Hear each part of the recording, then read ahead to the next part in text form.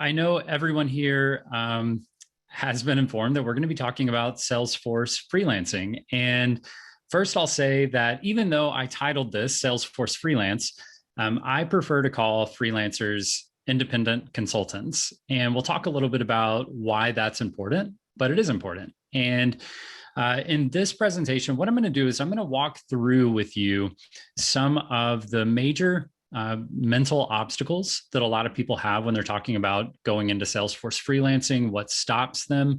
It's a lot of things that stopped me for years from breaking into this.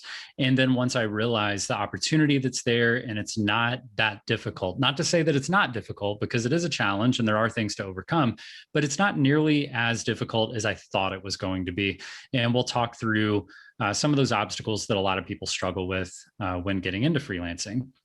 Other things we'll talk about are completely free content that's available. There's not a lot now. There's Trailhead for Salesforce Learning in particular, but there's not a whole lot of free content around Salesforce freelancing. So I think coming to events like this are wonderful ways to learn more about freelancing. And then, of course, watching the recordings of presentations like this.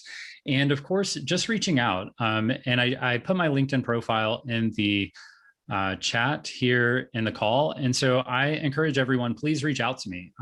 Don't be shy about it. Send me a message, ask me questions. If I respond to you, you're not bothering me. It means I found time to respond, and I do respond to everyone. So feel free to message me there. Sometimes it might take a little longer than other times, depending on how many messages I'm getting, but I'm happy to respond to everyone. All right, so I'm going to go ahead and dive in. And I think at the end of this, hopefully we'll have some time for a Q&A. So I'll sort of push through and get the information out to you. And then I would love for you guys to ask any questions you have. Please do not refrain or try to be politically correct or whatever with your questions. I'm happy to share anything and everything. So take advantage of the fact that we are all sitting here together on a call and ask any questions that you have. So Salesforce Freelance, make money leveraging the skills you already have. So we'll talk a little bit about, I hear a lot of Salesforce professionals saying, they're making some money on the side by driving an Uber or doing a food delivery service or walking dogs. And the first thing I think of is, why would you ever do something like that to make money when you already have amazing skills that are in extremely high demand, where you can make 5 or 10 times as much money as you ever will doing things like that. And so if you're interested in making some money on the side, freelance is a great way to go. If you're interested in pivoting out of full-time work into part-time work, freelance is a great way to go. So we'll talk a little bit about the details there, but first let me tell you, if you don't already know who I am, then let me tell you a little bit about myself. All right, so the reason I put this information together is to tell you, number one, why at least I think I'm a credible source of this information.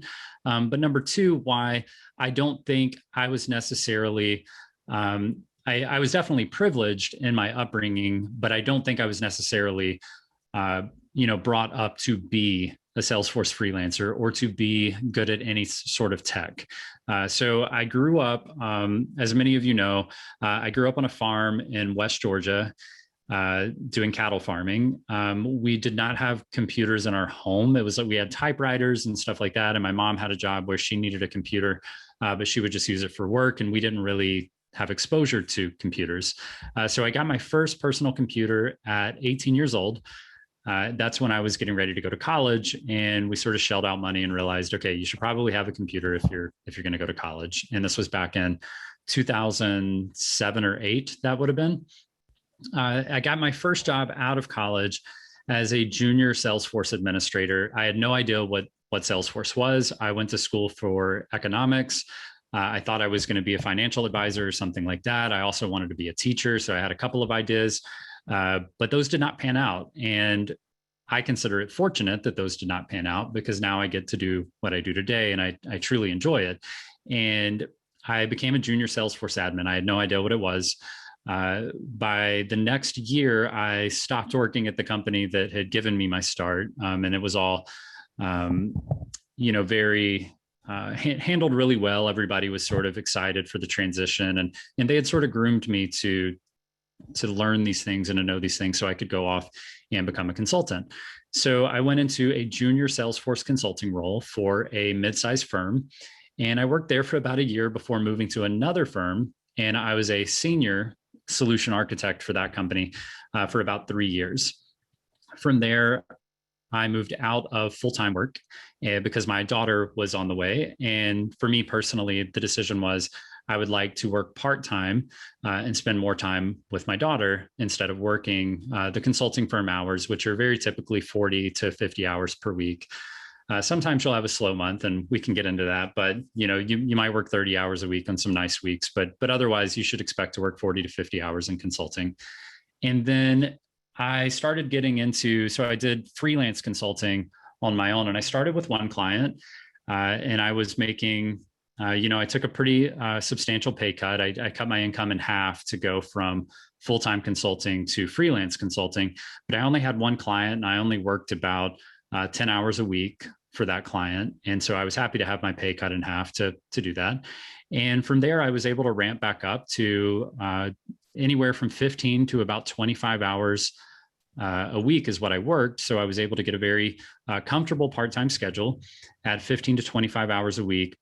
And in that time period, I did ramp my income up to the most I ever made was $225,000 working a part-time schedule, doing freelance consulting. But I would say the average was probably about $175,000 a year working 15 to 20 hours a week.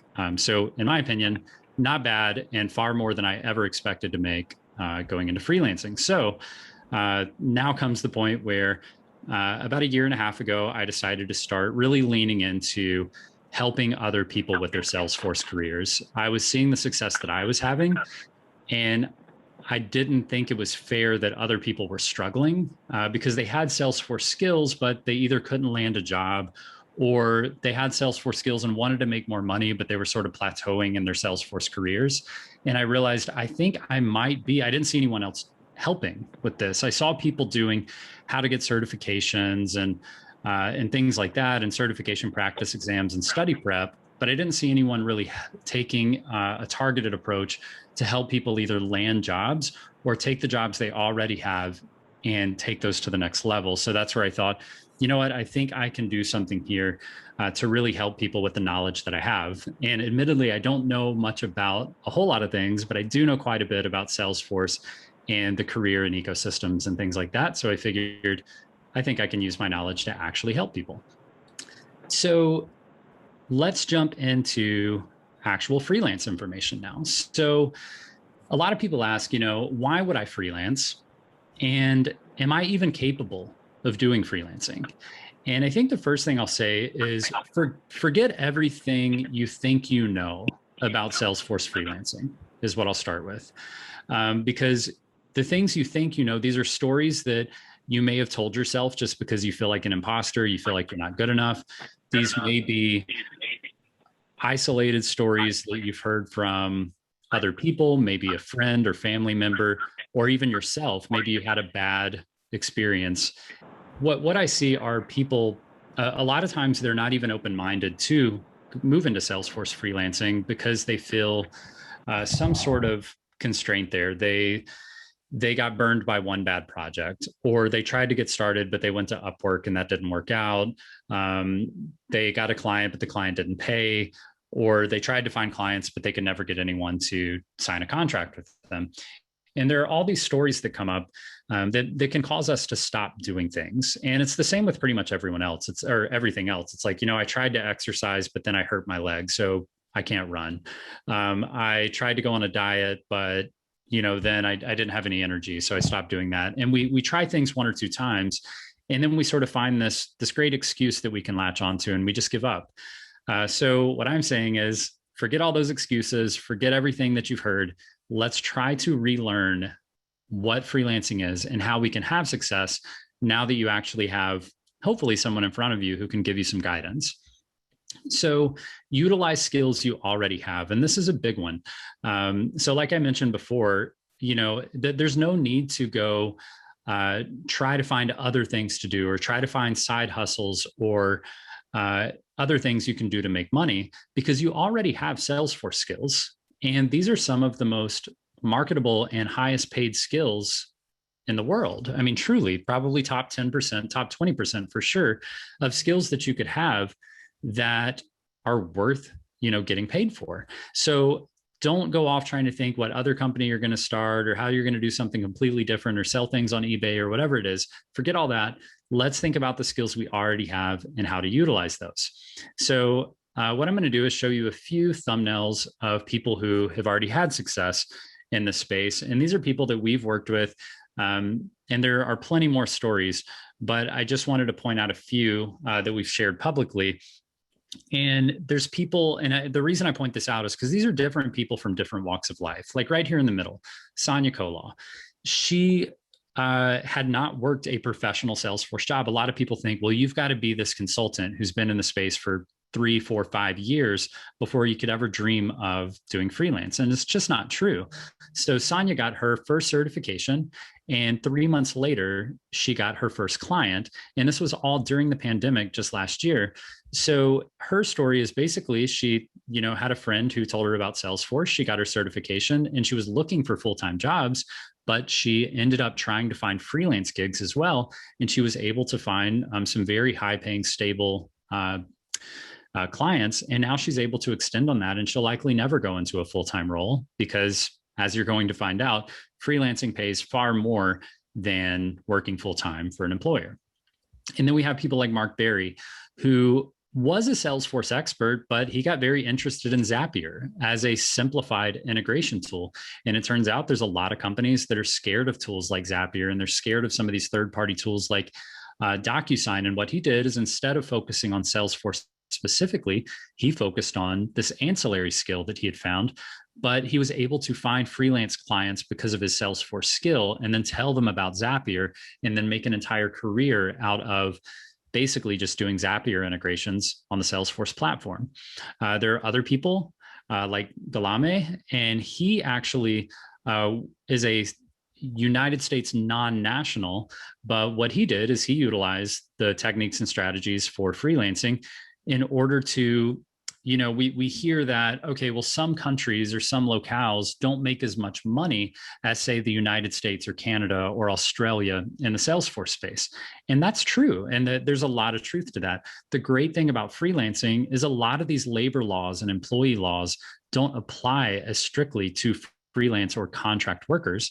So he was able to lock down clients in the United States and work those so he could demand the pay rates of the United States. And that made a huge difference for him because the cost of living in his area is significantly lower than, areas that he would typically make this much money. And now he can do that plus keep his day job while working clients on the side.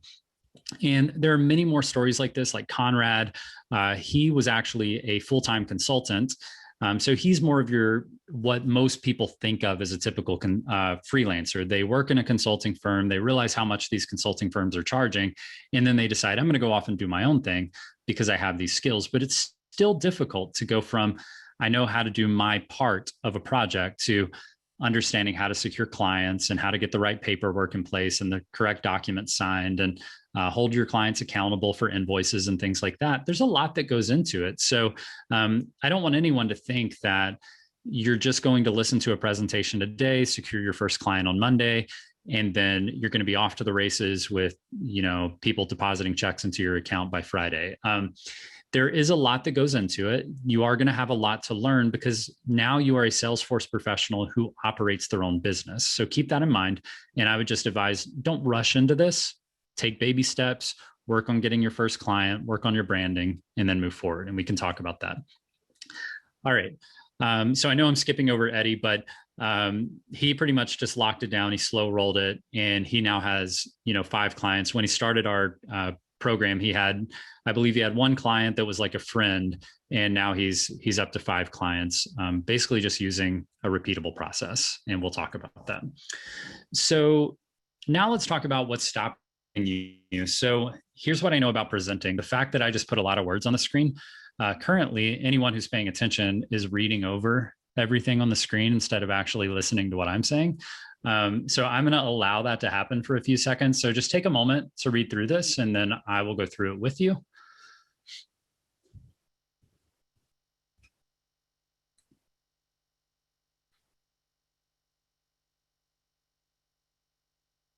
All right, perfect. So hopefully you had a second to glance over some of these obstacles.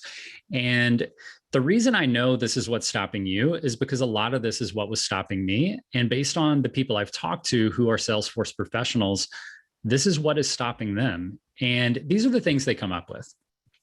You don't have stable income, right? Because you've talked to other people from different industries or different fields of work, and they tell you how with freelance consulting, it's hard to find stable income. And then it's easy to come up with a good answer for that. It's like, well, yeah, because you work a project, and then when the project's over, you have to go find the next project. And during that time where you're trying to find the next project, you don't have income. And that's really scary. So I don't think I can do this. Well, fortunate for all of you, that's not how it works. You should never be in a position where you have zero projects. Now, I will tell you that your income does vary. So for instance, early on when I was freelancing, my income did vary. There were some years where I would make, maybe $110,000, and other years where I would make maybe $130,000 or $40,000. And what I did was I focused on keeping my personal expenses at the lower end of what I thought I would make. And then when I had a rough year, and a rough year was still great, I still made plenty of money and was able to enjoy a very for me, a very lavish lifestyle. And when I made great money, that just meant, either I got to spend more or I got to save more for the future.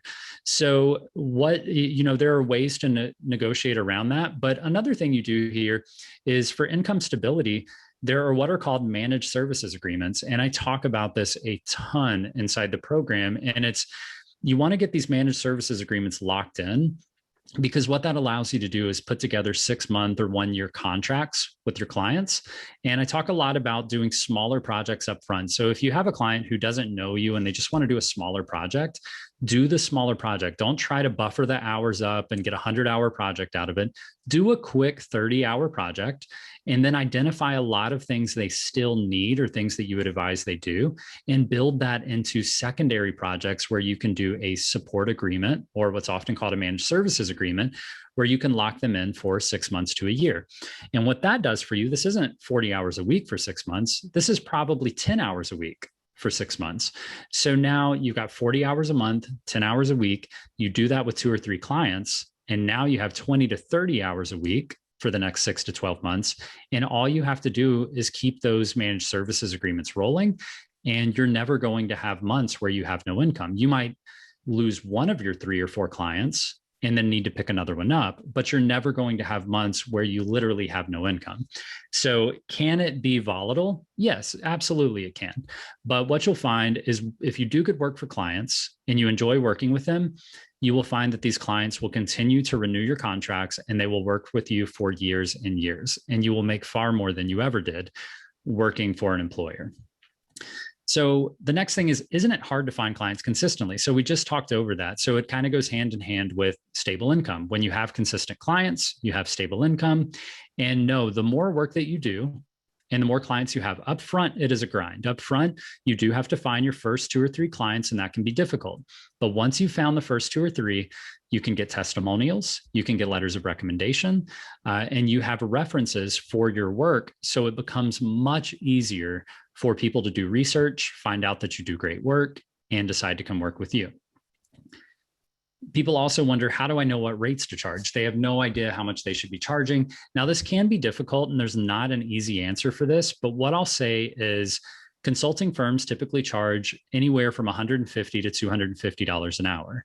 And if you are a freelance consultant, you can typically come under those rates and charge even, a lower number, say for an absolute beginner, maybe $50 to $70 an hour, which, keep in mind, $50 an hour, 40 hours a week is $100,000 a year. If you go on the higher end of that, $70 an hour for 40 hours a week, that's $140,000 a year. So even at the very low end beginner freelance range, you can make that much. Now, typically people in, my advanced program who have more skills, they are charging anywhere from about $120 to $150 an hour. And if you do the quick math there, that's anywhere from $240,000 to $300,000 a year charging 40 hours a week. So just keep that in mind, that the more skill you have, and if you have skills with like CPQ or Marketing Cloud or Pardot or Field Service Lightning and some of these other specialty skills, obviously you can charge more for clients who need help in those areas. So then a lot of people struggle with, do I need to start a real company? This one got me because I had never had a company before, right? I'd always worked for an employer. And this one stopped me early on in my career. And then I found out that, especially for anyone in the United States, it's very easy to start an LLC.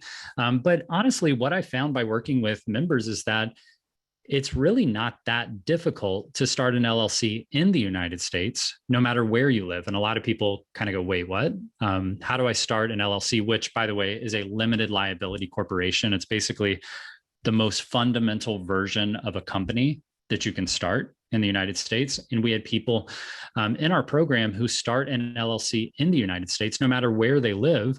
And it's totally legal. And there are states like Nevada and South Dakota that make it fairly easy for you. And you can start your own business in the United States.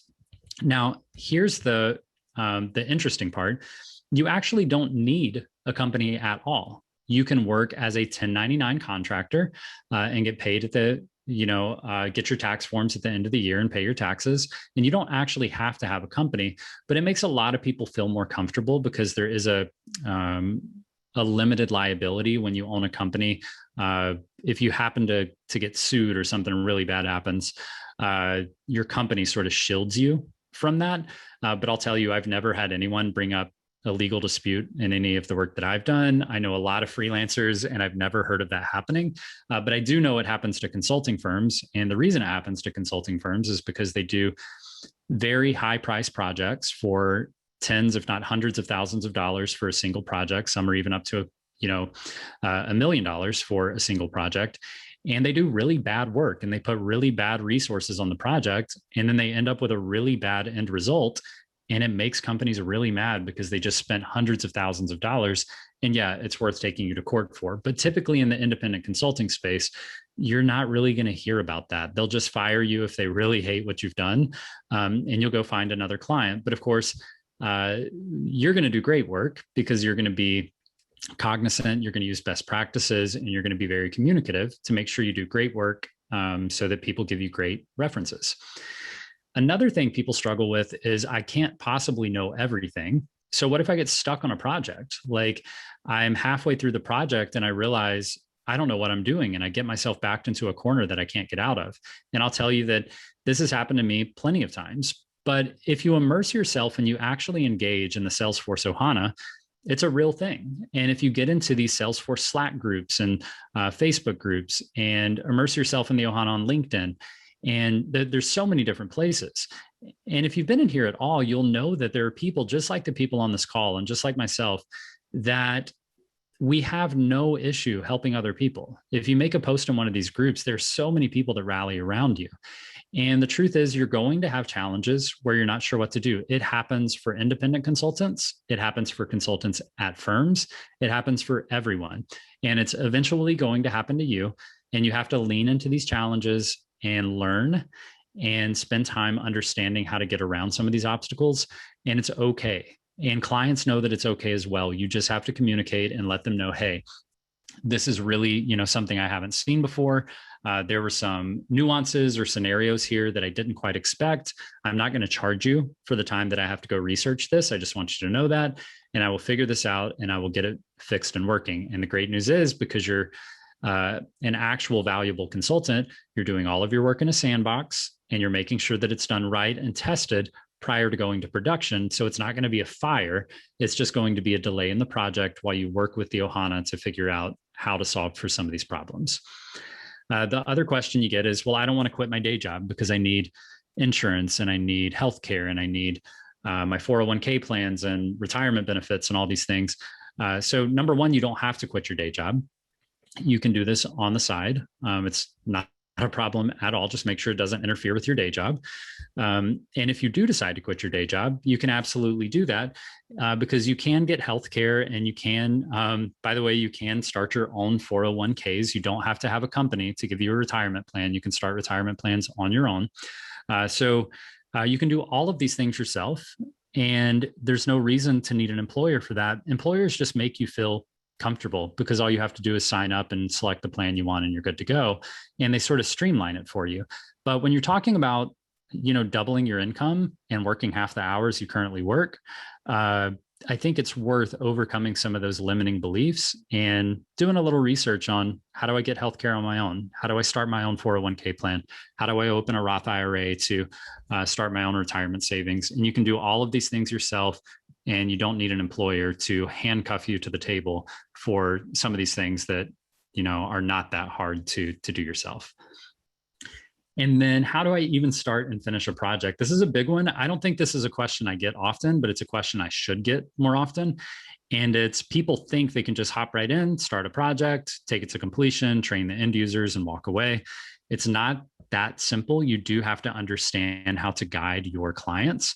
And it's very important because as a consultant, your client should never be telling you what to do. You should never go to your client and say, hey, what do you want me to do next? You should always be guiding your client and leading them. They're paying you great money because they can rely on you to always keep yourself busy and stay independent, and then come to them when you need assistance and keep them updated. So you should always be guiding your client. So it's very important to understand how to take projects from start to finish. All right. So now let's take a look at some of the resources that are available. So as I mentioned, there are some limited resources in the freelance space. Now I know Salesforce Spin recently released a book in the space. And by the way, I don't mind mentioning my quote unquote competitors because I really am in this to just help people be aware of what's available. And if you decide to just use me for all of my free stuff, I love it. Go do your thing. If you decide to pay me a dime for anything, that's awesome. But if you decide you'd rather learn from someone like Salesforce Spin, by all means, go do that as well. I think it's great to just see people taking control of their careers, no matter how you decide to do that. Just don't get complacent, continue to move forward. So, of course, I do have my own YouTube channel. You can find that at youtube.com/Salesforce for everyone. And I do have a playlist on Salesforce Freelancing. So I put all of my freelance information into this playlist. And you can hop in there and watch those videos 100% for free to see what you can do. We give away a lot of great content in there to help you with next steps. If you comment on the videos and ask questions, I always respond.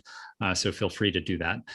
And then the next question is, well, what if I want a guided approach? So if you think you want a guided approach, I do have a full program for this, and I call it the Freelance Guide: The Secrets to Successful Projects and Long-Term Clients. So I've got a few of the people who have endorsed this. So a lot of you are likely familiar with Focus on Force and Salesforce Spin. So they are both endorsers of Talent Stacker and the programs that we have and the free 5-day challenge and things like that. And then, of course, Force Anywhere, Choose FI, and Side Hustle Nation, to name a few. So these are just some of the bigger names that you guys are probably aware of. So just to lend some credibility to say, we're not necessarily new to this. We've been doing this and we've had really great results.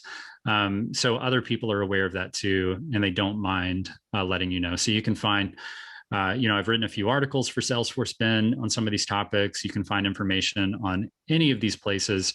I know Focus on Force wrote a blog for us specifically about freelancing and how great the program is. So feel free to do your research and check those out before you ever think about giving us a penny. Do your research. All right, so let me see what is next. Of course, you can find me on LinkedIn or email me at bradley@talentstacker.com, and I'm happy to help you out there. Another thing I want to point out is some of you may be listening right now and going, okay, Brad, like leverage the skills I already have. But what if I don't feel like I have skills yet? What if I don't think I am a Salesforce professional who can handle some of the things you're talking about? Like you just talked me through a laundry list of the obstacles that you have to overcome. But what if I just need to continue to develop my skills? So what I would recommend is I'll come through this pretty quickly because this is not the topic of today's event, and I want to stick to that and give you guys questions. But we do have a free 5-day challenge. You can find that at talentstacker.com/Salesforce. And what we do is we spend about 30 to 60 minutes a day. It's totally flexible. So if you want to sign up today and then get started next week, you can do that. Or if you want to just sign up next week, you can do that. So it's totally up to you. And what we also allow you to do is if you start day one and you're like, hey, I've got some extra time today, I want to knock this out, you can continue forward and actually go through the entire set of 5 days today if you want to. So it's totally up to you.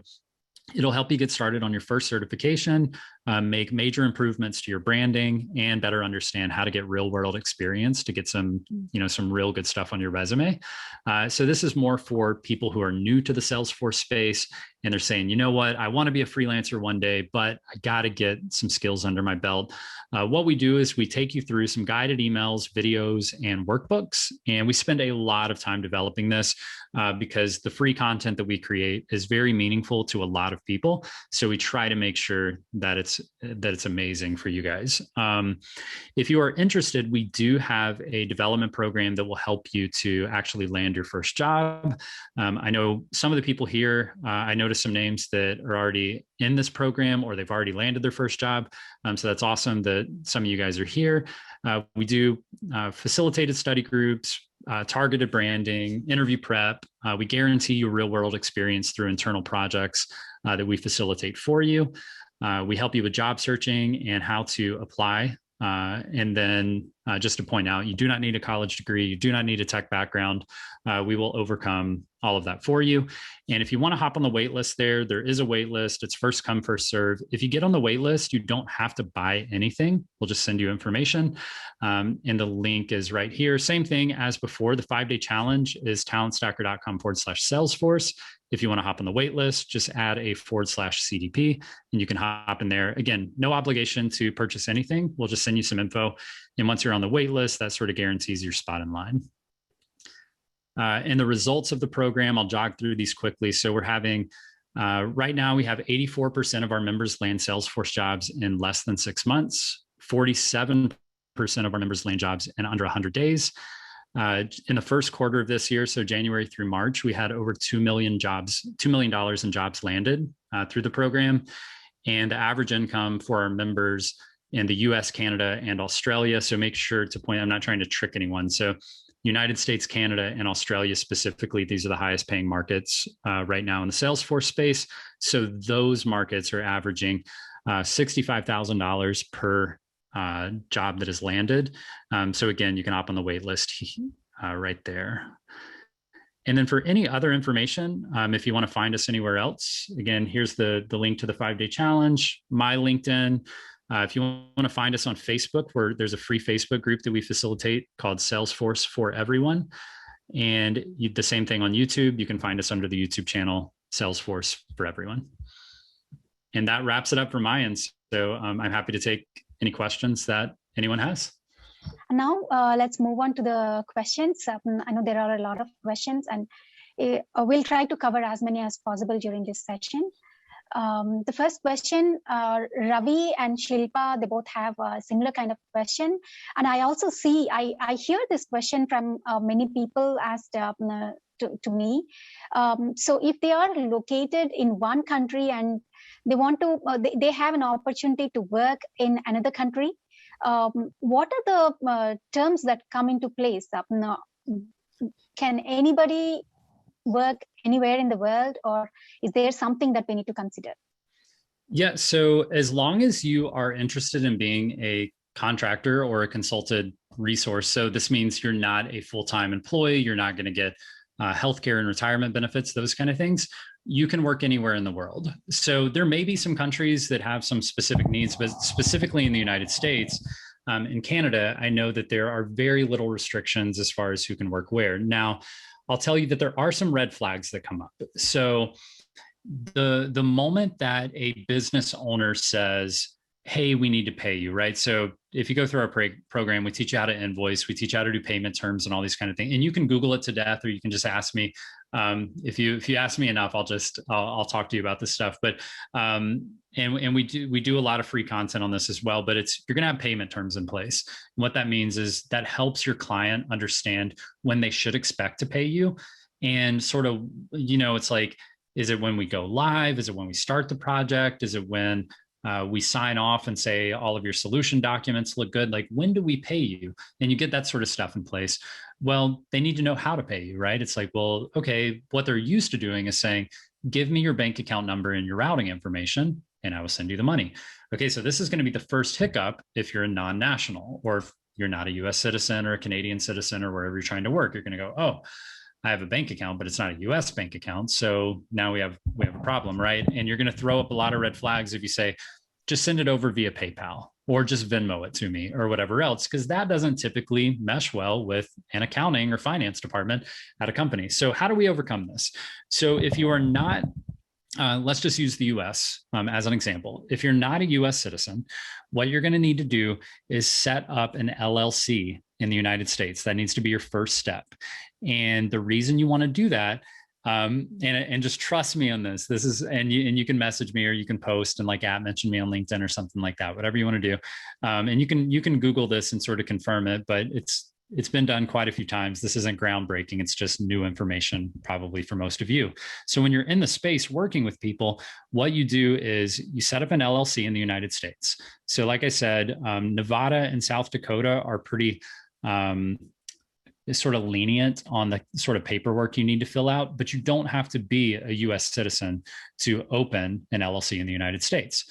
So the cool thing is, once you have an LLC, you can get a social security number for that company. And that's called an EIN number. So it gets a little technical, but bear with me here and you can watch the recording later. So it's basically a social security number for your business. It's called an EIN number.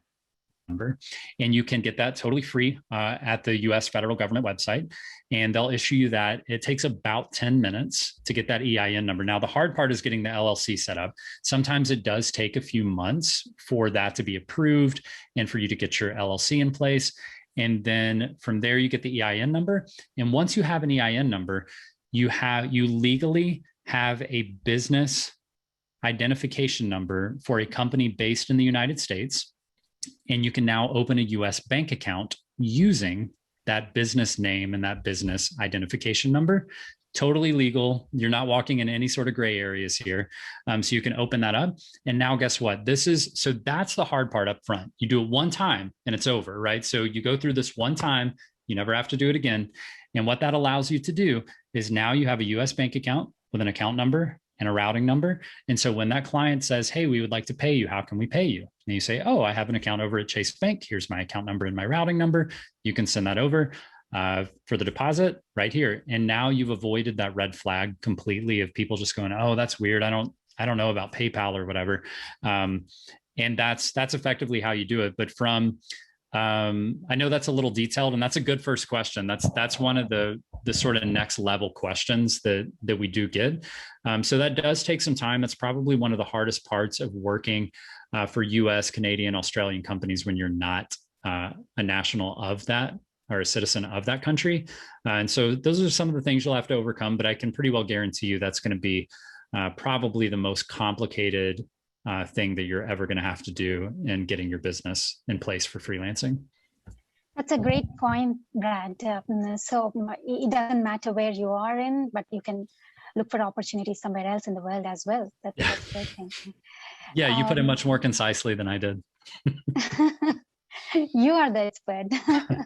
So the next question is, if at all we are in the same country or we are a newbie and wanted to get started with the freelancing, what is the best approach? Is it like simply looking on the website and applying for the job, or do we need to make sure that we have everything set up prior to that as well?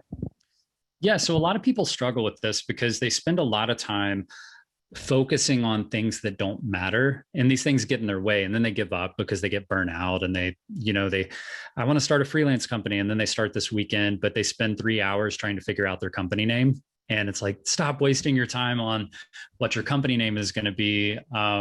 Stop wasting your time trying to put together websites and all this other stuff, because while that stuff is meaningful and you do need to figure it out, you also have to prioritize. And a lot of people get bogged down with, okay, I'll get a website started this weekend. Okay, maybe next weekend, maybe next month.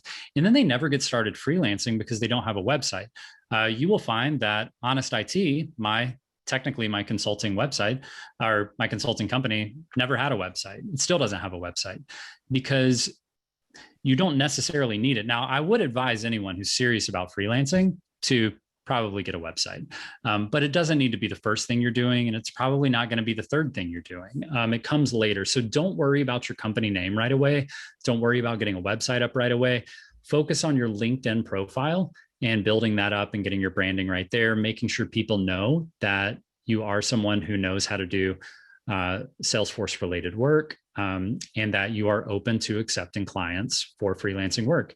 And that's what you need to have in place. And that sort of takes the place of your website for a little while, and you can sort of work under your own name. And then once you get a couple of clients in place, you might go, okay, I'm ready to really structure this because I see it as a clear path forward. And I'm going to focus on this and get some of the foundation set up. Now, I think part of your question was, how do I go about getting some of these first clients? Do I just go apply for jobs, or do I go on Upwork?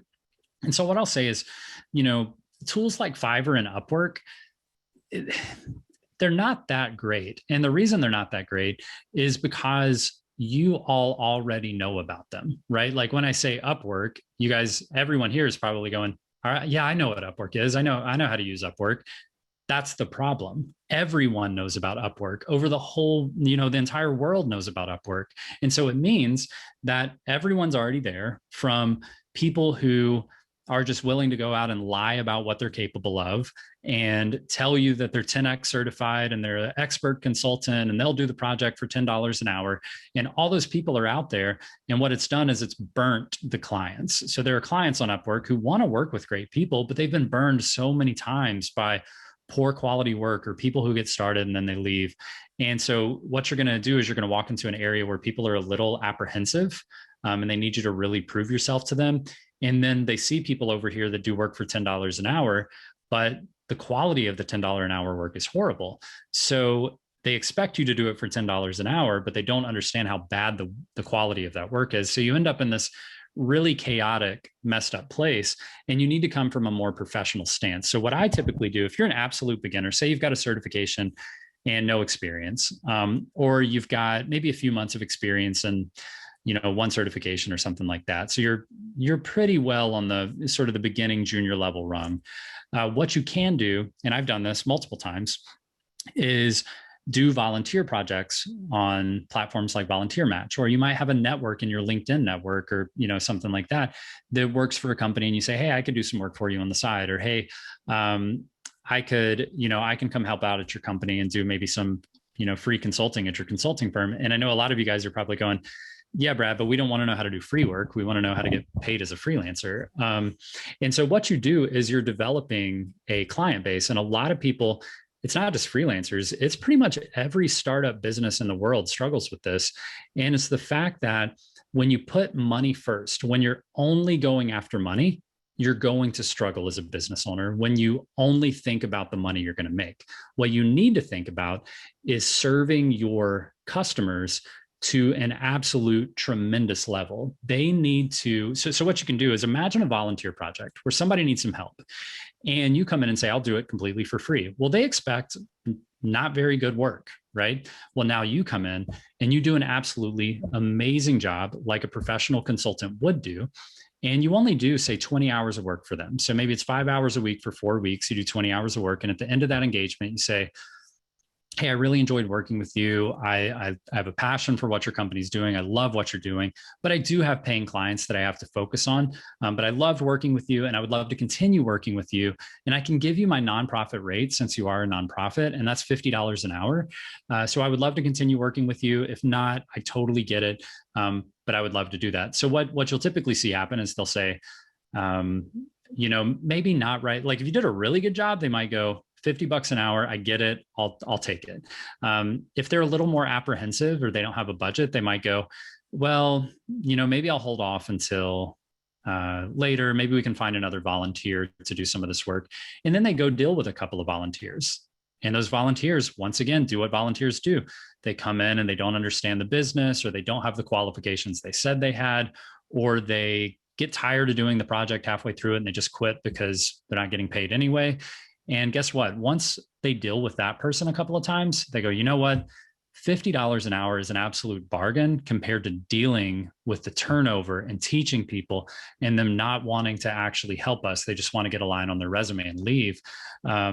So when you can do that, you can convert those into clients. And guess what? Those clients will preach your name from the top of the mountain for the rest of your career. They will do testimonial videos for you. They will write you letters of recommendation. And all you need are 2 or 3 good testimonials, and you are going to be able to ramp up very quickly. That's it. People need a way to know that you're credible. And by having testimonials and letters of recommendation and reference letters, that is what gives you credibility. It makes it very easy for people to say yes to you in the future when you're coming out and saying, I want to make $50 or $75 or $100 an hour. You have testimonials that say you are credible and you do great work, and it speaks for itself. I love that approach, Brad. So just go out and create that credibility, and then the work comes by itself. I have another question from MK. Freelancer versus independent contractor. I think you covered it briefly in your session. I can talk to that for a second. So I will say, be careful with the word contractor in that. So if you start applying for roles that are contractor roles, like literally they say contractor, a lot of times those are full-time positions that you're taking on for a limited time frame. So it might be you're going to contract for 40 hours a week for the next 3 months. Now that's very different from freelancing. It's similar, but it's different because when you're a contractor, you still typically work a 40-hour work week for one client, and that can introduce that income instability that we talked about earlier, where if you're doing 40 hours a week for one client, that doesn't give you much flexibility to work for other people. And then when that contract ends, you do have to go grab another contract to line up. So contracts are typically 40 hours a week, where consultants typically work 3 or 4 clients at a time. And that's totally normal. Like a consulting firm, if you work at a consulting firm and you work on a project, typically that consulting firm has you on 3 or 4 projects at a time. And it's very normal for you to work a variety of different clients all at one time. So I do have a YouTube video on contracting versus consulting. So just keep that in mind, that don't go out looking for jobs that say contractor. That's going to get you locked into 40-hour a week stuff. You might actually reach out to some of those people and say, hey, I can't do 40 hours a week. I can do 20 hours a week, something like that. But typically you want to avoid those contract roles because they do take away from your flexibility. Okay. And what would be the typical payment terms? Payment terms? Yeah, those come in a couple of different varieties. A lot of people do 50-50, which is you pay me 50% before I get started. Now, for beginners, that can sound insane. And they're like, how could I possibly ask for 50% upfront? It's very normal in the industry to ask for 50% upfront. Now, you are under contract to complete the work. You'll have a contract in place at that point. So you are legally obligated to do the work. So you're not just going to get paid and then walk away if you think like you're going to get slick or something like that. You are fully obligated to get the work done. And if you just walk away, you're going to, number one, you'll never freelance again because you just ruined your reputation. And number two, they could take you to court and demand their money back. So just don't play that game. So anyway, very typical, 50% upfront and then 50% right before go live. So they've tested in the sandbox. They feel very confident that the work has been done properly. And then before you release the work to production, they pay the last payment. And then you release it to production because that's what actually brings it to life for the company. And then you might support it for 5 or 10 days if they have any little issues that come up.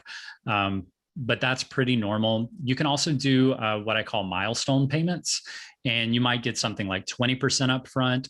And then maybe once you build out a solution document, they'll pay you 20% again before you start building in a sandbox. And then before you go live, they'll pay you another 20%. And then they'll pay you 20% once it's complete, and then you're moving into sort of the support phase. So there's a few different ways you can do it, and it's really up to you and your client how you structure that. But the 2 versions I just described, the 50-50 and the milestone payments, are what's pretty standard to the industry as far as payment terms go. Okay, that's a great answer, Brad. So the next question is about pricing. So we often face the challenge of how to price it correctly so that we have the chance of getting the project, and also we have the opportunity of earning as well, not losing too much, not discounting too much. So for our given skill set, how do we determine and how do we sometimes negotiate to make it work for both of what I'll say is first of all, it's sort of a rule of thumb that's sort of hard to get past. First of all, don't involve your own personal financial situation in how much you're trying to charge. And so some people might be like, okay, what does that mean? So if you just lost your job or your spouse just lost their job and money's tight for you and you're not sure how you're going to pay your mortgage, next month or a couple of months from now, or you're not sure how you're going to pay your rent or your car payment, here's something to keep in mind. Your client doesn't care. It's not their problem, the financial situation that you're in, and you need to separate business from personal in the financial aspect. So I see a lot of small companies struggle with this, and it's like, I make $60,000 a year. I'm going to start my own business and I'm going to make $80,000 a year. And then all they do is work backwards and say, so in order to make $80,000 a year, I'm going to charge this rate, and then I'll make that much. No one cares how much you need to make. All they care about is how much they're willing to pay you for the work that needs to be done. So first things first, forget about your financial situation when you're thinking about how much you're going to charge a client. So that's the first thing to keep in mind, and it's a mental hurdle you have to get past. I say this to people who are starting their first jobs. And it looks like, let me see. Switch over to this Did my camera cut out? I think it did on my end. Yeah, we lost your video. Okay, let me see all right, I'll switch over to this camera for a second. Okay, so another thing I'll point out is you want to you want to think about the trajectory of your career. And typically the beginning of your career is where you're going to make the least amount of money for the entirety of when you're going to work. And this is important to keep in mind because a lot of people want to charge, say, $100 an hour coming out of the gates because they want to make big money and not miss out today. But the truth is, even just working, going back to what I mentioned before, even if you charged your first client $20 an hour or $30 an hour or $40 an hour, it doesn't really matter that much in the grand scheme of things, because what you're really working for is to increase your skills, increase your credibility, to get those testimonials and letters of recommendations. And once you build those up, no one will ever question your price again. You can charge $80, $100, $120 an hour. It doesn't matter, because you are a credible, independent consultant in the Salesforce space.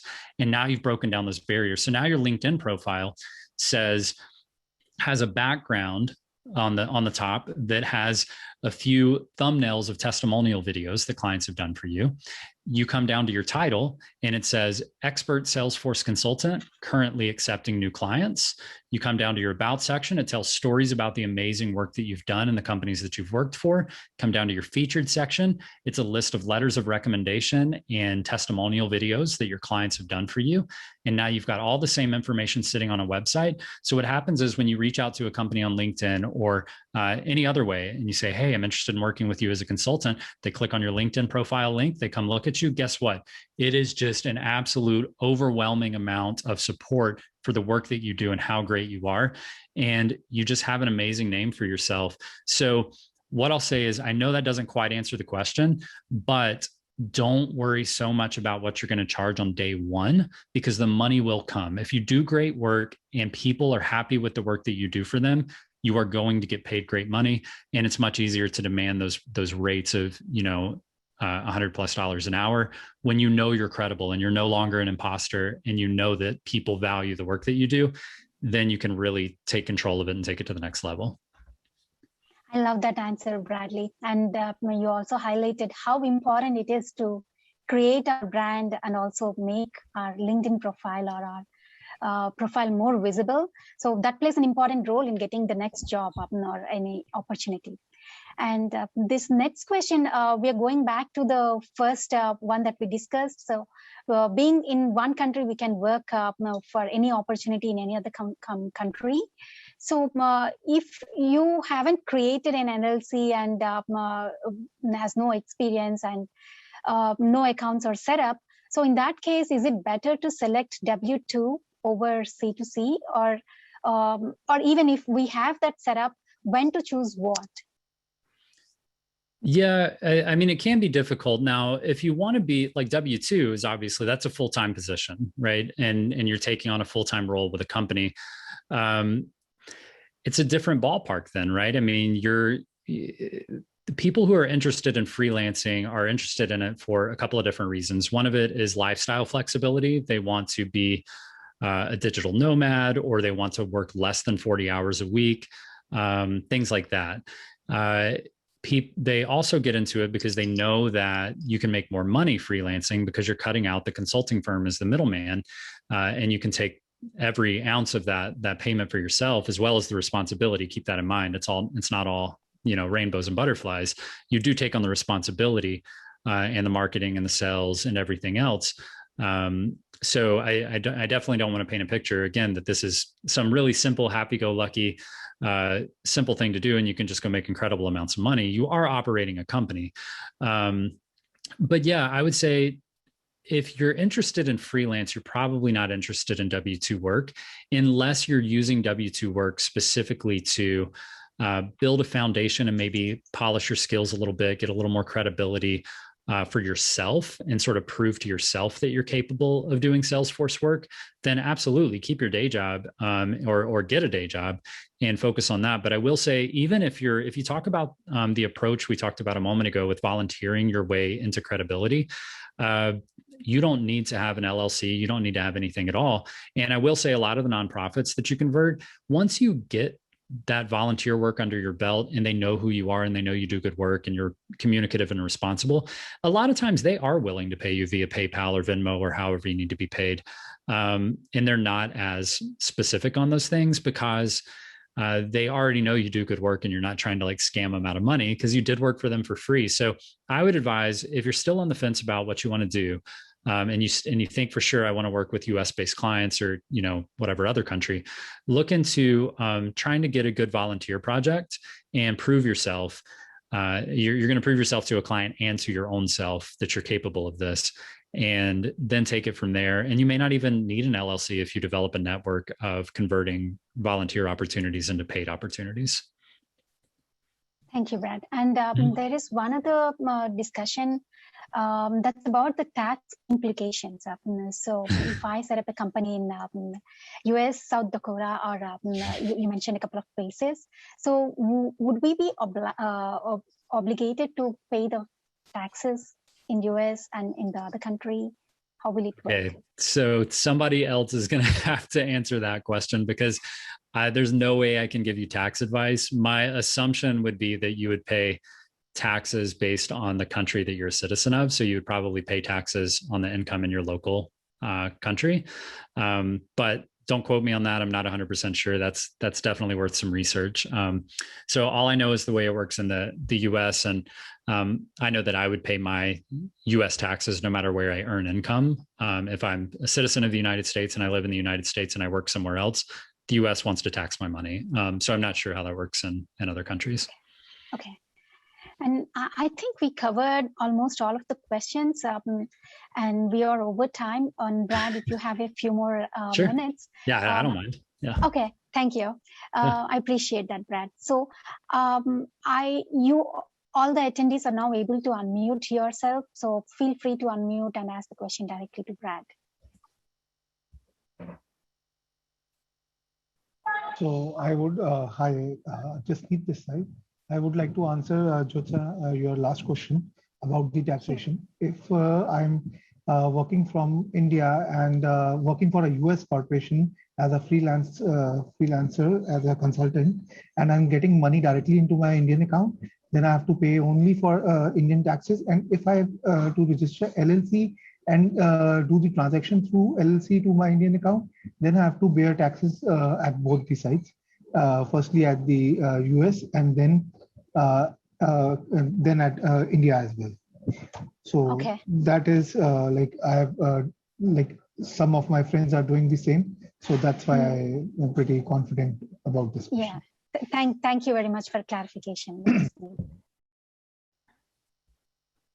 Hi Brad, Sumit here. I have a question that many companies have clause that before you start doing any freelancing, inform us. It's like to inform them and then start freelancing, but that rather sounds like don't do the freelancing. Or yeah. So what? I definitely know what you're talking about. Sorry, I didn't mean to cut you off there. So what you're referring to is typically like a non-compete agreement that you might have with your employer. Now, the non-compete agreements are pretty typical if you work for a Salesforce consulting firm already, because there is a little issue there, right? Because you have access to their database. You could see all the companies that use Salesforce that they've already worked with or that they've tried to work with. And you could potentially poach clients from your own company. And that's why you have a non-compete agreement. So if you work for a consulting firm, you may see some of these non-compete agreements in place. Definitely an area to be careful about. There's a lot of gray area there as far as, I know a lot of consultants who do consulting on the side. No one ever asks, but that doesn't mean you should do it. And then of course, from an ethical and moral perspective, my opinion would be that, of course, never attempt to poach a client from your consulting firm. That's clearly an issue there. But if you're finding people who come to you on LinkedIn or something like that, and they see that you do good work and they want to work with you, I personally would entertain that conversation. And I'm not necessarily going to raise the red flag to my employer and say like, hey, look, I got some work over here that somebody wants me to do. Let me tell you all about it. And that's up to you. And some people have really strong opinions on it. And they say, look, just because I work 40 hours a week for one person shouldn't give them control over what I do with my free time. Like that's absurd. They're not dictators over my life just because they give me a paycheck. Now, if it's interrupting the work you do for your employer, that's a problem. If you're not doing your 40 hours a week anymore because you're doing work on the side and you're letting that take over your life, then yeah, that's a problem. Or if you're poaching their clients, that's definitely a problem. So I would say it's a great question. If you work for specifically, this is going to be if you work for a Salesforce consulting firm, you might have a non-compete agreement in place like that. Otherwise, if you work for like a W-2 employer where, it's some manufacturing company and you're their Salesforce administrator or developer, the chances of them having a non-compete that says you're not allowed to do Salesforce work for anyone else is pretty unlikely. And I know that, some companies will have stricter rules than others, especially if you work for like a large enterprise company or if you work directly for Salesforce or Google or something like that. Some companies will have that, but just be aware of the non-compete agreements that are in place and what's there. But I know somebody commented here, hey, Nick, some companies explicitly disallow you to do freelance type work on the side. And that's definitely true. And I'm aware of where you work, Nick. And that's definitely true for you guys because you work for a large Salesforce consulting firm. So they certainly wouldn't allow that. Hey, Brad, can you share an example of a nonprofit project? That would nonprofit project? Yeah, that would be not too complex, but they see a very clear impact, right? This is, wow, I didn't know we could do that. Yeah, for sure. The biggest issues that nonprofits see are they work with a lot of different tools. They typically have like marketing through MailChimp and they take payments through PayPal or credit cards or whatever else. And they've got their contacts in the system, but they don't really know how much they've donated or how often they donate or who their big donors are. There's a lot of things like that. They might host a gala or some type of fundraising event, but they have no idea if hosting that event was worth their time or energy because they know they got some big donations while they were there, but they don't really know the actual amount. So what Salesforce does for really any company, but nonprofits specifically who are taking a lot of donations or fundraising, what it allows them to do is consolidate that into the nonprofit edition of Salesforce gives them the ability to see these households where you could have a husband and wife or a spousal situation under one household. And then you could see all the donations coming from each individual from the family and how often they donate. You could run some pretty amazing reports on how much did they donate last year compared to how much they've donated this year. And if there's a negative difference there, then we might want to reach out to them and see what's going on. And if they would like to make a donation, but they forgot, you can look at which events you're doing for fundraising, which ones are working the best, if you're actually getting donors from these places or not. So you'll see a lot going around donations. And the cool thing is they typically have email lists and free tools like MailChimp, and you can integrate those with free third-party apps. Through the App Exchange, you can integrate MailChimp directly with Salesforce and pull all of those contacts directly into Salesforce and sync that. Totally free if they have MailChimp already. You can do things like implement e-signature if you have larger donations that need a sign off, or things like charitable giving forms. So you can generate, documents and e-signature. On top of that, I think I mentioned like PayPal. There are PayPal integrations and integrations with payment tools like Chargent that allow you to take credit card payments directly into Salesforce, and those create opportunity records automatically, or take PayPal payments and automatically sync those into Salesforce using tools like Zapier. So there is an array of what can be done, but effectively, just like with any business, you're trying to take the business processes, which can be pretty similar with nonprofits, and a lot of times they're taking donations or doing fundraising events, and you can sync all of those email lists and all of those donations and payments into one place where they can, go to their dashboard, click refresh, and see exactly how they're doing and how they're trending at different points. Thanks. Thanks, Brad. I appreciate your detailed explanation. And I see a lot of great feedback coming in for your Salesforce career development program. And I do have a couple of questions related to that program.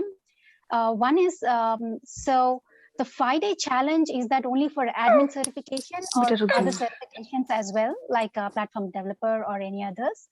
And I will also add the second question now itself. Mm-hmm. So what are some of the specific services that you have offered as part of your managed services contract? Okay. So for the career development program, that's really, I would recommend that to anyone who's looking to be a Salesforce professional. Now, you will find that most people in the program, because we recommend it, start by focusing on the admin certification.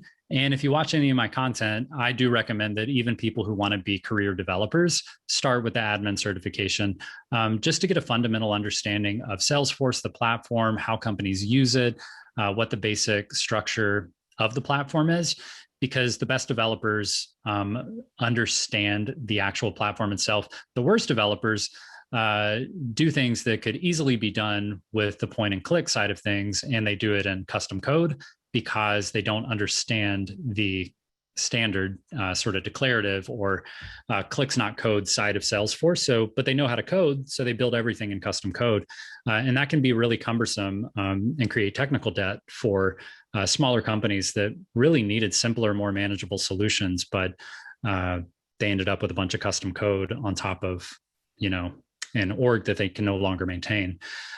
So I would say it really is for everyone who's looking to get an edge. We don't necessarily, we focus on getting the admin certification, but this is not a certification focused program. This is a get a job program.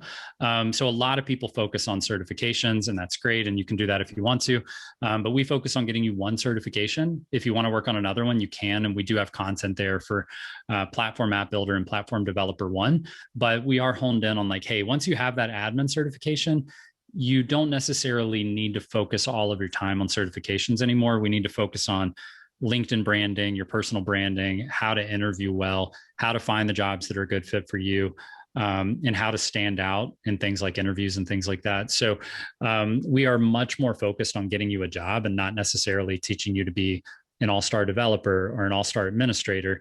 There are some foundational things you need, like a certification to really show your value. But outside of that, we're much more focused on getting you a job. And that's why you'll see like the stats that I put in this presentation there.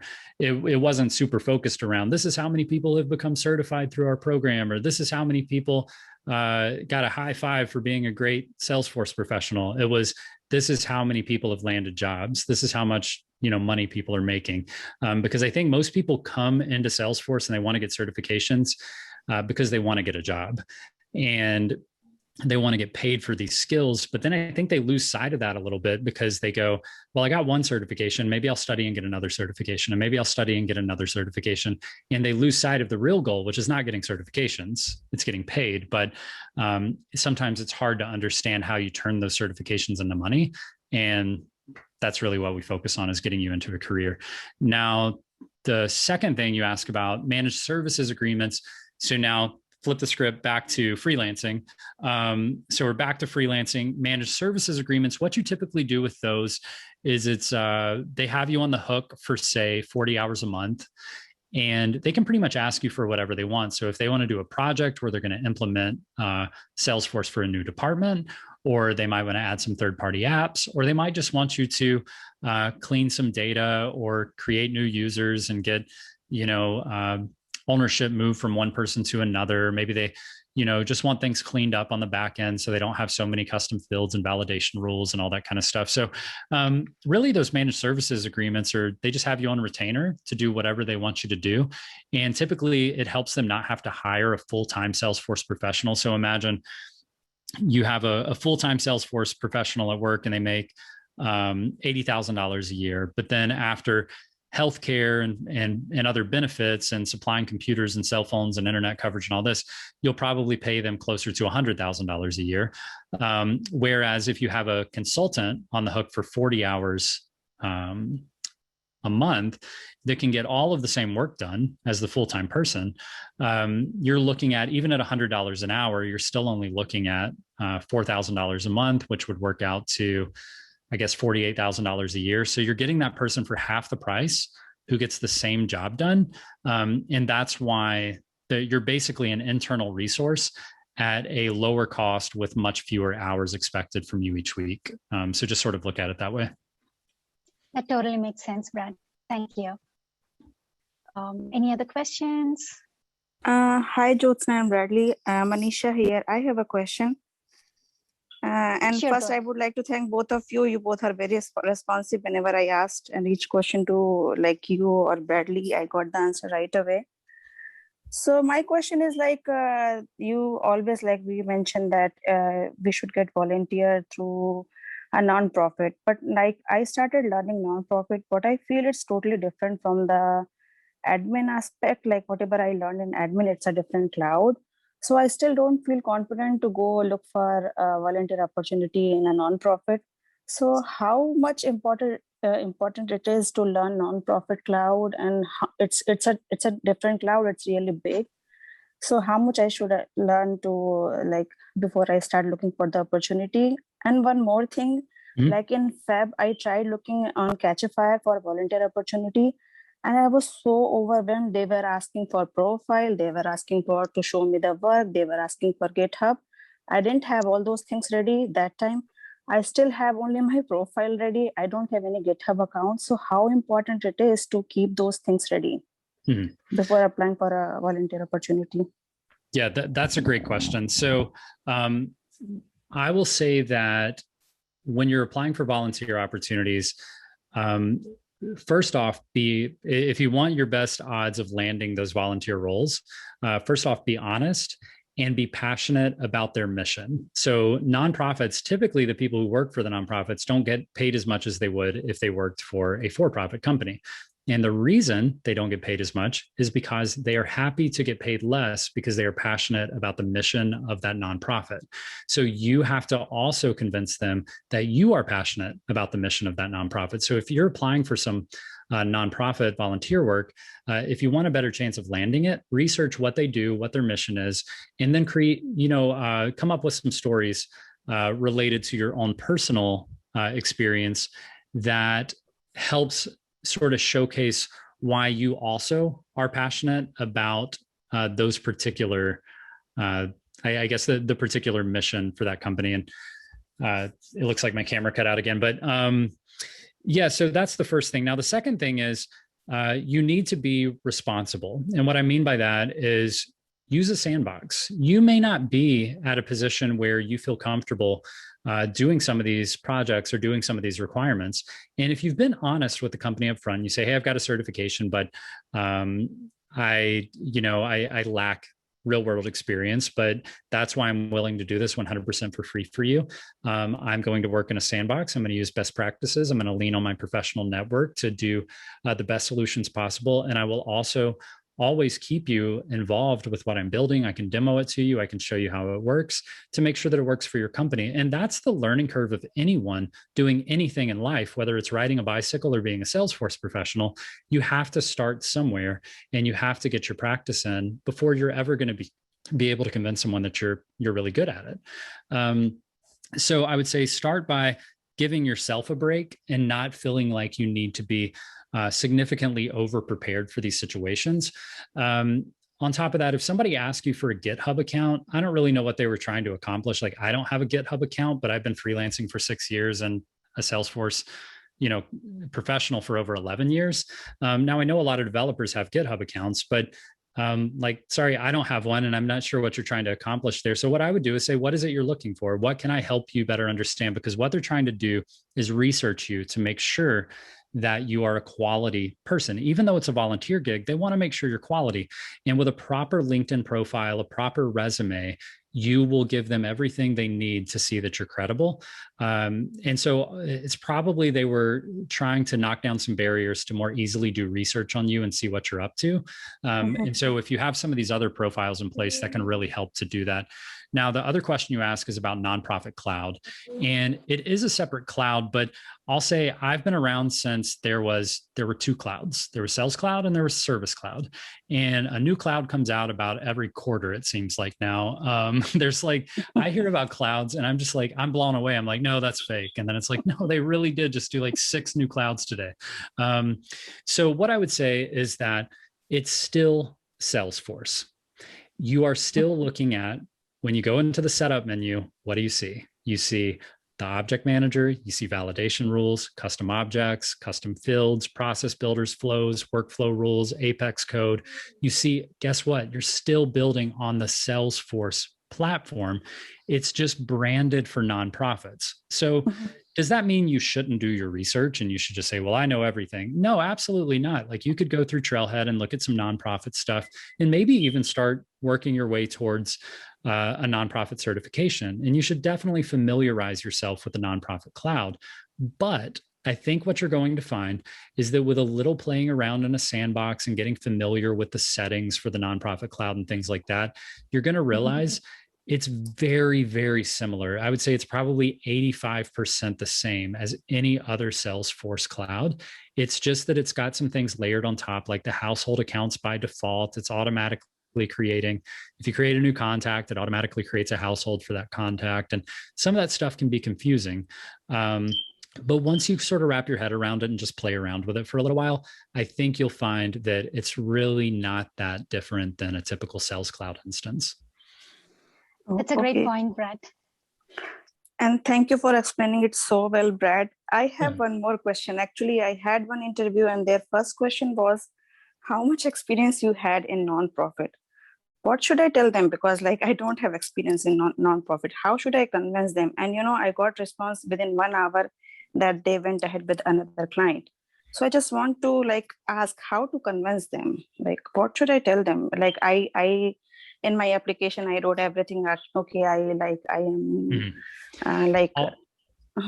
Yeah, I get where you're headed there. And this is an obstacle for anybody, whether it's freelancing or looking for their first job or looking for any job.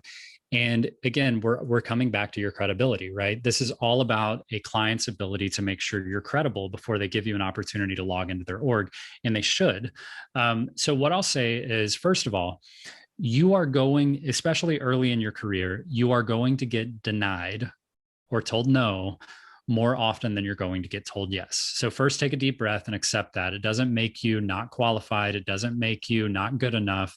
It's just what happens when you're early in your career, and that's okay.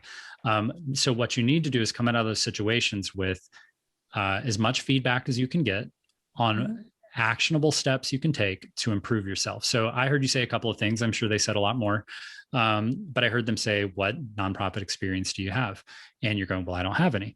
Well, the good news is, as soon as you land your first volunteer gig and you do that 20-hour project, now you've got an answer for that. So my actionable tip would be, you got to do everything you can to get a volunteer gig. Now, how are you going to overcome the obstacle? Well, what if your answer could have been, actually, I have spent 70 hours in Trailhead on the nonprofit trails, making sure that I fully understand the nonprofit cloud and the functionality that makes it different from other Salesforce clouds. I would say I'm about 3 to 5 weeks from being nonprofit certified, which, there aren't a lot of people who are nonprofit certified in the Salesforce space because it's a very underserved community in the Salesforce ecosystem. I also researched your company, and I see the mission you guys are on and the type of work that you're doing. And that is extremely meaningful to me in my life for this particular reason that's very personal to me that I want to share with you.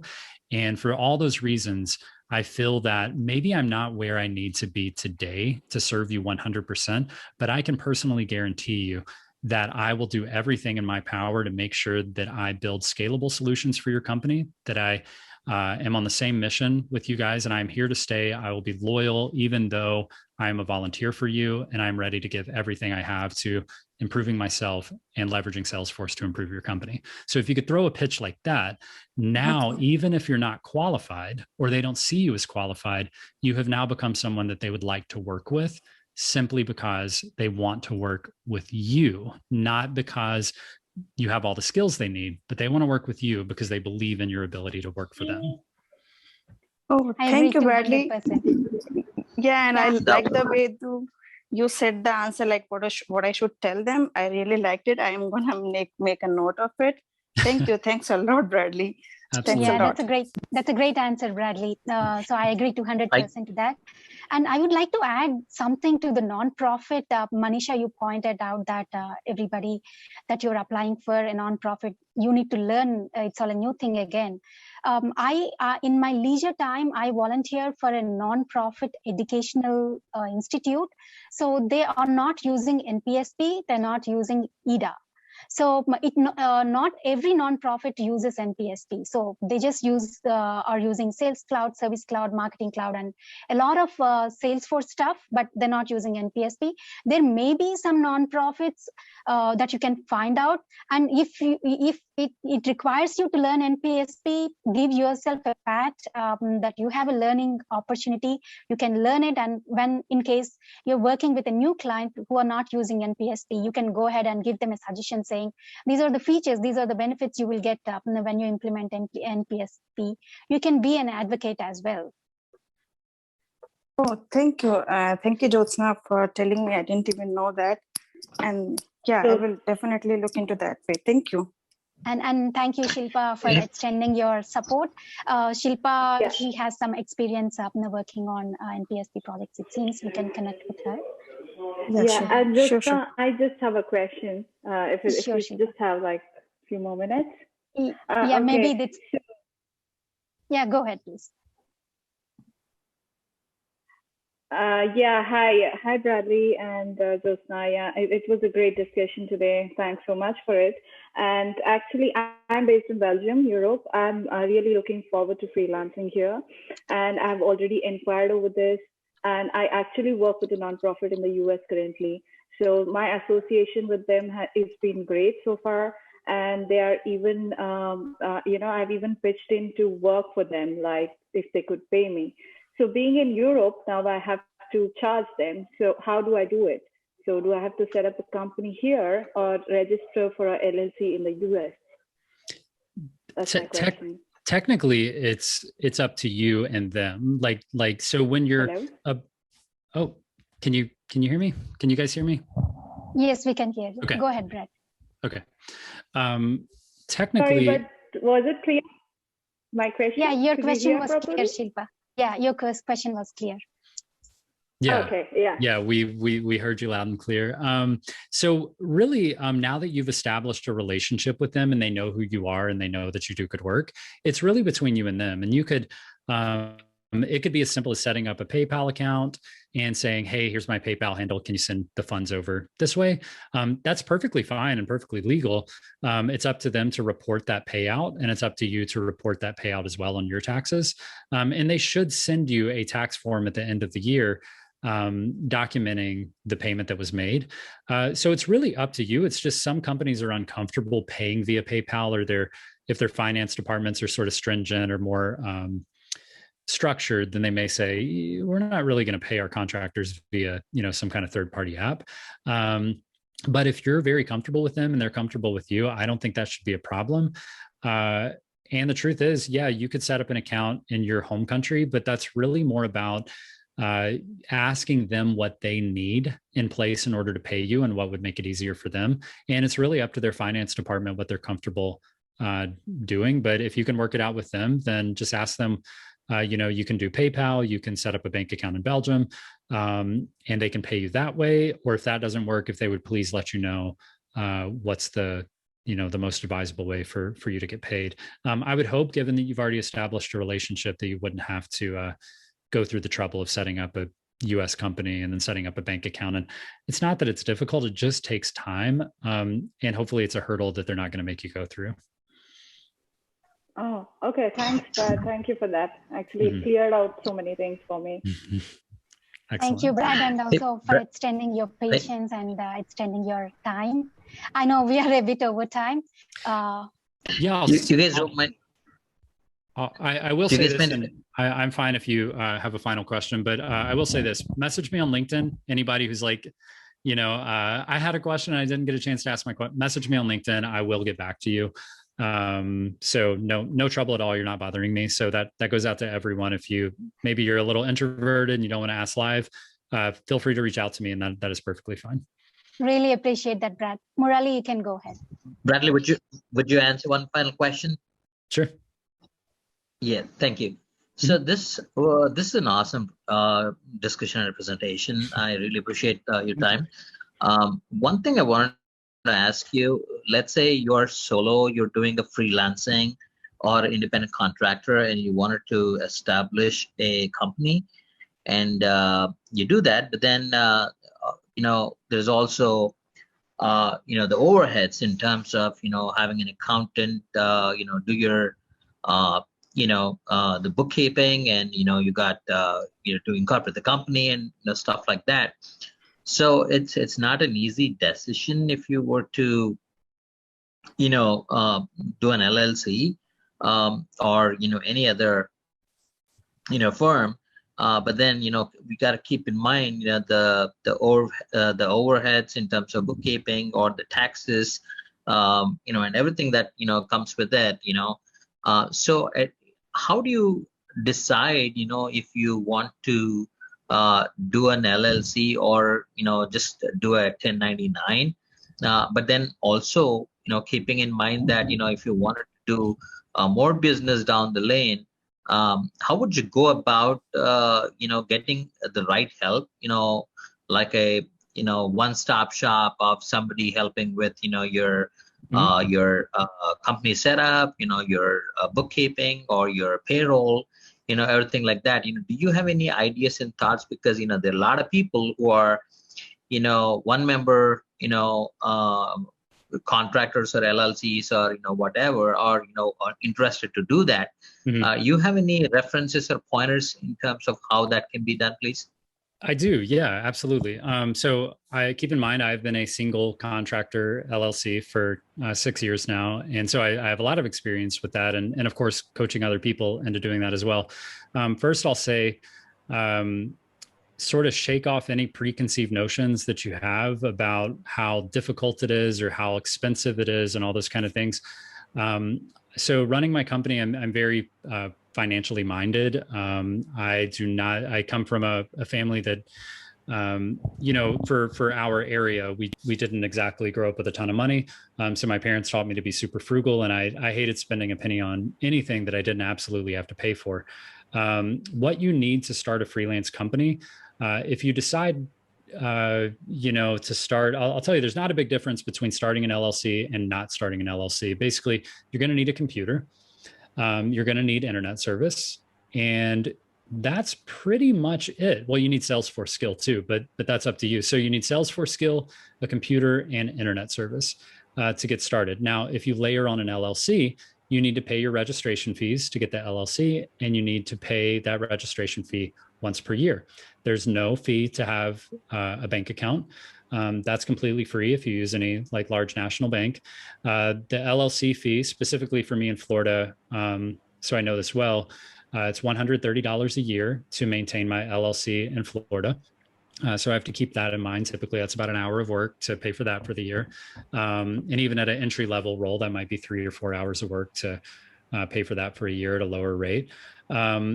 Then outside of that, you will not need an accountant for anything at all. All that's going to happen, if you want to pay an accountant a lot of money, I'll be your accountant, because all they're going to do is send you a 1099. Each client is going to send you a 1099 form at the end of the year. You're going to go on some free tax website like TurboTax, and it's going to say, do you have any 1099s to fill in? And you're going to go, yes. And it's going to go, okay, fill out the name of the company, their EIN number, and box number 7 for how much they paid you. And you're going to fill that in and hit submit, and you are done with doing your taxes for your LLC. Now, if you have some expenses you would like to put in, all you have to do is keep up with those in an Excel spreadsheet and keep your receipts.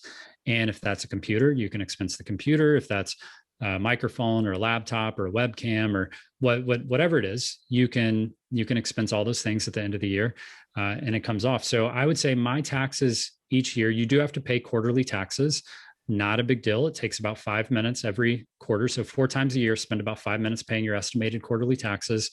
You learn the stuff as you go, but it's also all the stuff is included in the program if you sort of join our guided program, but just trying to give you free advice. You'll pay your quarterly estimated taxes. Basically what I do is once you understand about what your tax rate is, you just save that every time you get a paycheck. Say your tax rate is 15%, just take 15% and put it to the side in a different bank account. And then at the end of the quarter, just take all the money that's in that separate tax bank account and pay it for your estimated quarterly taxes, and you're good to go. At the end of the year, you'll submit any expenses that you have through a tool like TurboTax, and you'll be good to go. So for me personally, running a business, averaging, $170,000 to $220,000 a year with multiple clients, maybe any number of 10 to 15 separate clients I work with. I get those 10 to 15 1099s in the mail, put them in a stack, enter them in on TurboTax, submit those. It does take probably 2 to 3 hours to do my taxes at the end of the year. To me, that's not a big deal, and I'm good to go. So no accountant, no overhead, no payroll. If you pay somebody and you agree to pay them, all you've got to do is write them a check or, send them some money over PayPal and just document that. And, you're good to go. So it's not nearly as complex as you might make it out. Now, it's a lot of small things that can sound like a lot in the beginning, but when you're working through it day in and day out, it's really not that complicated. Yeah, no, that's really helpful, Bradley. That's sounds very simple, but then it also depends, if you want to say, keep it simple or complicated. For example, you also, can elect to have your LLC as an S corp, which means, there is more, compliance and stuff, probably you will need to do, and things like that probably will complicate. But then if you choose to, keep it simple, maybe less compliance, and as you said, you can either do a 1099 or, do, any payroll. And you can leverage, the company's, payroll company to do your payroll. So I think, right. This is really helpful. Yeah, and you might elect for an S corp, but only when you're. That would be like if you're looking to hire employees and supply healthcare to them and have full-time people at your disposal. And by that point, you're probably not going to mind too much the overhead, because at that point you're probably making, hundreds and hundreds of thousands of dollars, and at a point to hire full-time employees and supply healthcare and retirement plans for them and things like that. So I would definitely recommend just do an LLC. And if you decide you need more in the future, go from there. But there is no reason to start with anything more than a simple LLC in the US. Yep.